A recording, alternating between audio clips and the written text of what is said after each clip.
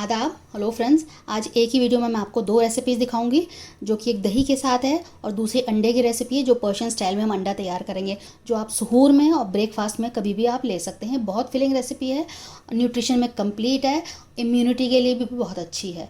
तो चलिए तैयार कर लेते हैं दोनों रेसिपी। हेल्दीएस्ट ब्रेकफास्ट के जो इंग्रेडिएंट्स हैं मैं आपको दिखा देती हूँ। मैंने एक बोल में दही ले लिया है। 1 मिनट का नाश्ता है ये, जो कि हमें सिर्फ मिक्स करना होता है, कुछ कुकिंग नहीं है, कोई गैस की इसमें हमें ज़रूरत नहीं है। ये मैंने चूरा ले रखा है, पोहा है, आपके पास जो अवेलेबल हो आप वो ले सकते हैं। फ्लैटेंड राइस बोलते हैं इसको। तो इसको हम डालेंगे।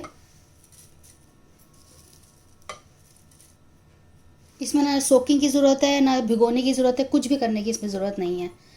जितना आपको ज़रूरत हो उतना आप ले सकते हैं। इतना लेना है कि वो आराम से उसमें मिक्स हो जाए, बहुत ज़्यादा ड्राई भी ना हो। तो हमने 3 से 4 चम्मच ले लिए हैं। अब इसमें हम गुड़ डालेंगे।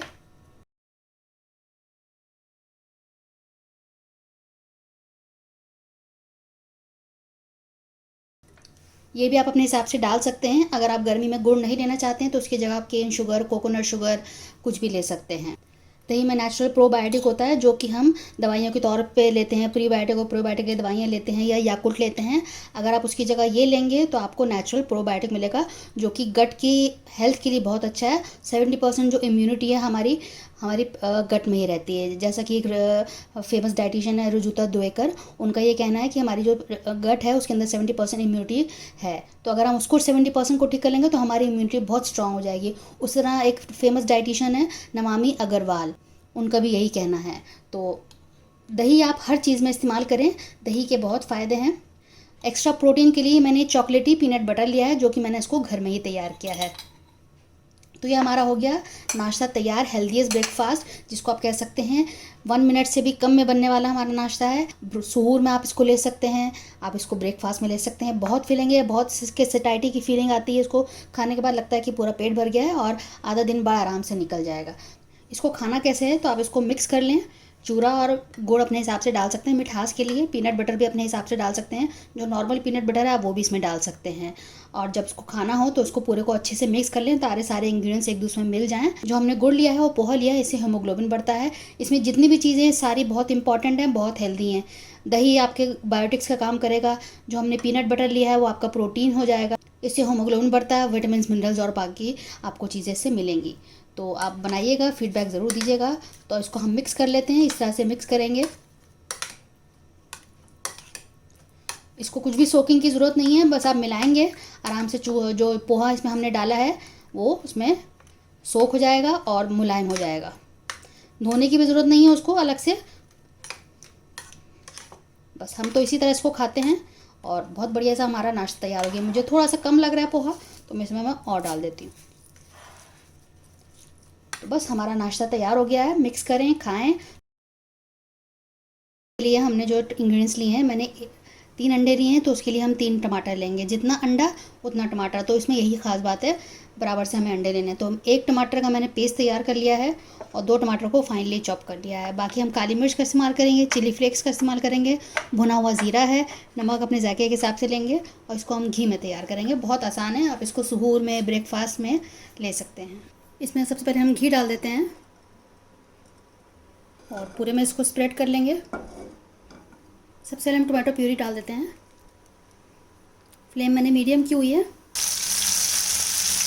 2 मिनट पहले इसको भून लेते हैं, उसके बाद कटे हुए टमाटर इसमें हम डालेंगे। अब टमाटर डाल देते हैं कटे हुए। बिल्कुल medium flame, low to medium पे इसको हम कर रहे हैं। अब इसमें कुछ मसाले डाल देते हैं जो मैंने आपको दिखाए थे। चिली फ्लेक्स, भुना हुआ ज़ीरा, काली मिर्च, नमक हमने आधा डाल रहे हैं जो मैंने आपको दिखाया था। अब इसको मिक्स कर देते हैं।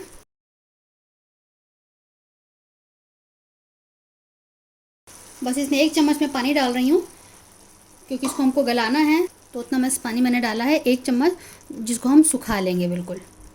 तो अब मैं इसको ढक के 5-7 मिनट के लिए रख देती हूँ जबकि टमाटर सॉफ्ट नहीं हो जाते।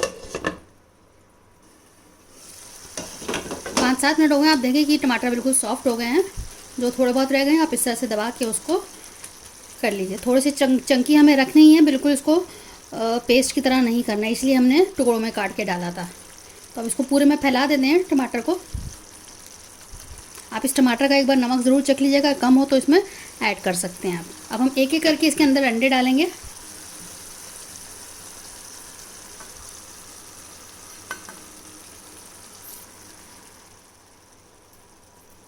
अब इसके ऊपर भी नमक डाल देते हैं, चिली फ्लेक्स, काली मिर्च और भुना हुआ ज़ीरा, और उसको ढक के रख देते हैं दोबारा से, जब तक कि हमारा ये अंडा पक नहीं जाता है। 2 से 3 मिनट लगेगा, ज़्यादा टाइम नहीं लगेगा।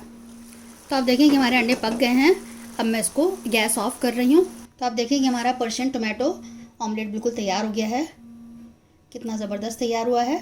जब आप सर्व करें इसको डायरेक्ट टेबल पे रख दें, डाइनिंग टेबल पे, और एक एक अंडा निकाल के आप सर्व कर सकते हैं। तो रेसिपी पसंद आई हो तो आगे शेयर कीजिएगा।